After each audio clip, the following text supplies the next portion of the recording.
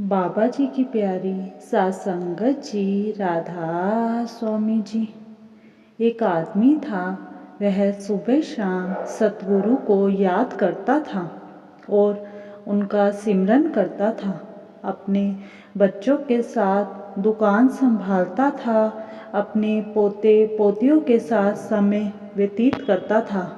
घर के कामों में लगा रहता था।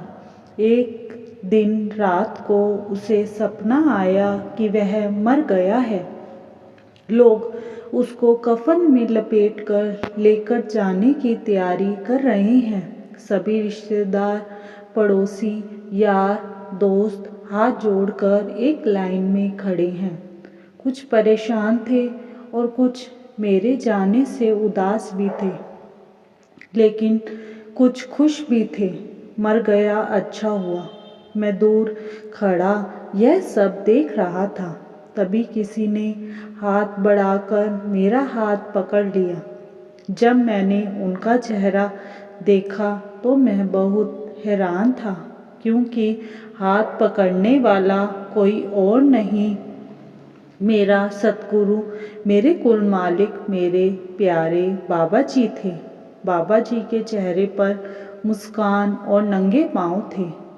जब मैंने अपने सतगुरु को जिज्ञासा भरी नज़रों से देखा तो बाबा जी हंसकर बोले, तुमने मुझे सुबह शाम याद किया। आज प्यारे, मैं उसका कर्ज चुकाने आया हूँ।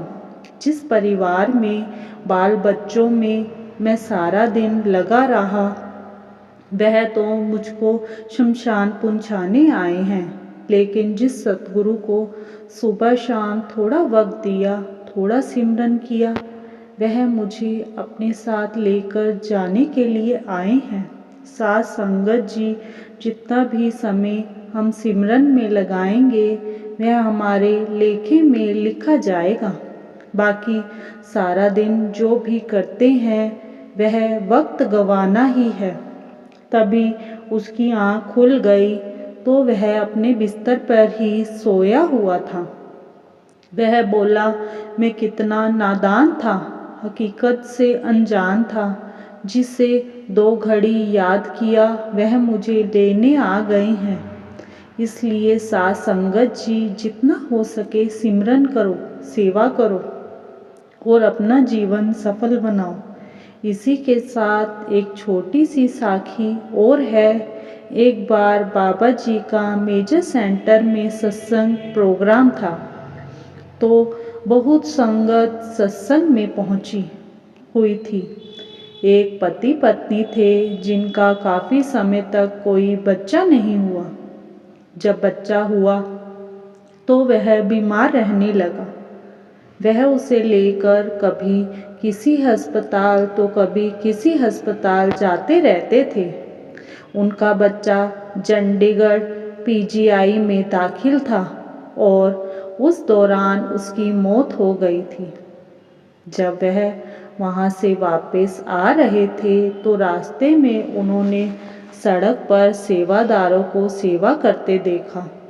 तो उनको याद आ गया कि आज यहाँ पर बाबा जी का सत्संग है, क्योंकि सत्संग घरों में सत्संग से काफ़ी दिन पहले ही अनाउंसमेंट होना शुरू हो जाती है कि उस सेंटर में बाबा जी का सत्संग प्रोग्राम है। संगत में से जो भी जाना चाहता है बड़ी खुशी से जा सकता है। वह भी बाबा जी को मानते थे। पत्नी ने रोते रोते कहा, सुनो जी, जो होना था वह हो गया। जो हमारे भाग्य में लिखा था हमें मिल गया है। जहाँ बाबा जी का प्रोग्राम है, क्यों ना उनका सत्संग सुनकर और बाबा जी के दर्शन करते चले। तो पति ने भी हाँ कर दी। उन्होंने अपनी गाड़ी सत्संग घर की तरफ मोड़ ली। दोनों पति पत्नी बच्चे को गाड़ी में छोड़कर सत्संग में चले गए। बाबा जी के दर्शन किए और सत्संग सुन कर जैसे ही वह गाड़ी की तरफ वापस आ रहे थे, उस समय अनाउंसमेंट हुई कि इस नंबर की गाड़ी में एक बच्चा रो रहा है। कृपया जिसका भी है वह गाड़ी के पास जल्दी आ जाए और अपने बच्चे को संभाले। बच्चे के माता पिता ने जब अनाउंसमेंट सुनी, अपनी गाड़ी का नंबर सुना तो वह खुशी से रोने लगे। भागकर गाड़ी के पास गए। भीड़ के कारण उनका गाड़ी तक जाते हुए कुछ समय लग गया। वह अंदर से रो रहे थे और बच्चे को सही सलामत की बात सुनकर उनकी आंखों से खुशी के आंसू निकलने लगे।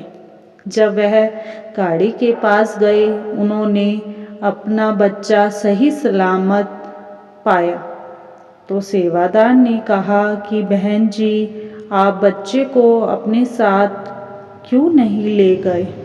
यह कब के रोए जा रहा है।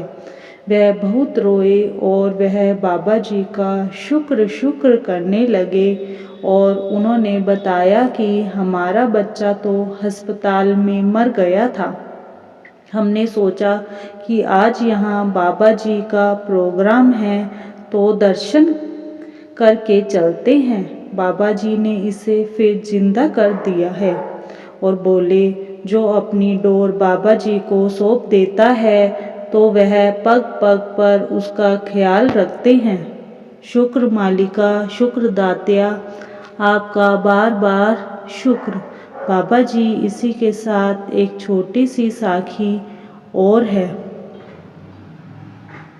एक दिन बाबा जी और माँ जी आपस में बैठकर बातें कर रहे थे तो माँ जी ने बाबा जी से कहा, आपके सेवादार धन्य हैं जो ना सर्दी देखते हैं न गर्मी, बस लगे ही रहते हैं और आप आराम से अंदर एसी में बैठे हैं और वह इतनी गर्मी में सेवा कर रहे हैं।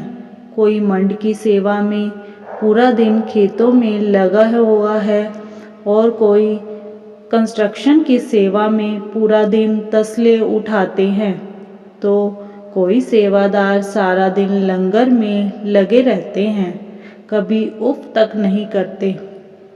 वे सब अपना घर बार छोड़कर यहाँ पर आते हैं। बाबा जी बोले, तो इनके घर का बच्चों का ख्याल मुझे ही तो रखना पड़ता है। फिर माँ जी खिड़की में से देखकर बोली, देखो कितनी धूप में औरतें और बच्चे सब सेवा में लगे हुए हैं, आपको दिखाई नहीं देता?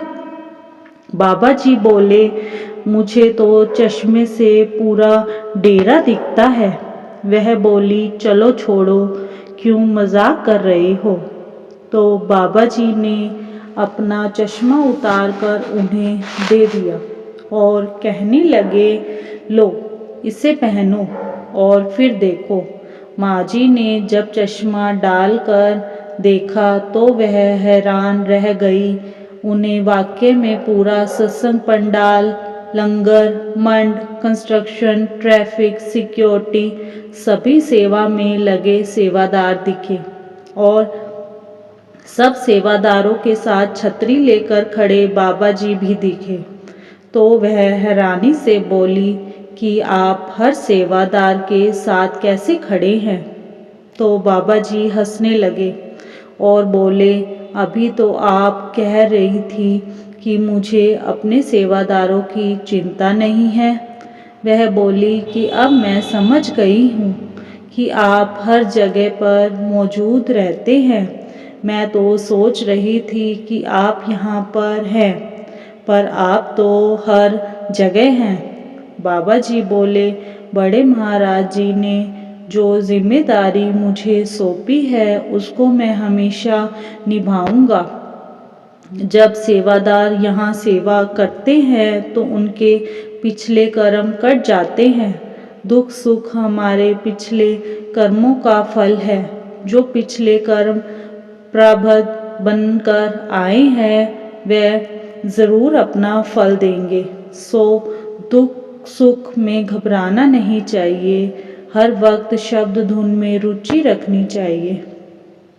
दुख सुख दोनों को अच्छा समझना चाहिए। शब्द धुन में प्रीत के साथ ऐसा ध्यान लगाना चाहिए कि दुख सुख की खबर भी ना रहे।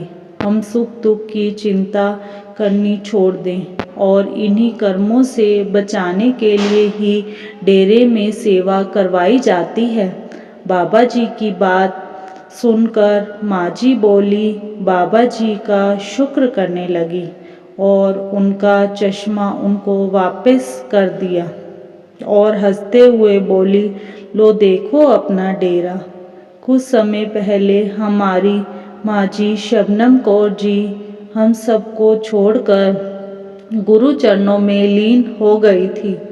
सब जानते हैं उस समय बाबा जी का दिल्ली में सत्संग प्रोग्राम था।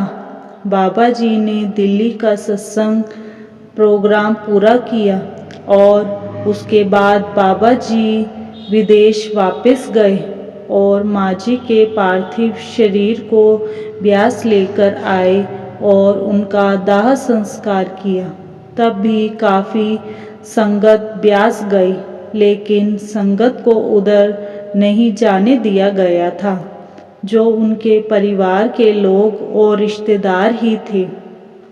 सिमरन करना हर भक्त का काम है, खाली दामन भरना मेरे सतगुरु का काम है।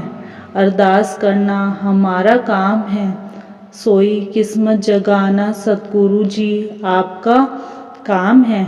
शुक्र मालिका, शुक्र दातिया, आपका बार बार शुक्र। बाबा जी इसी के साथ इजाज़त चाहते हैं। मिलते हैं अगली साखी में, तब तक के लिए राधा स्वामी जी।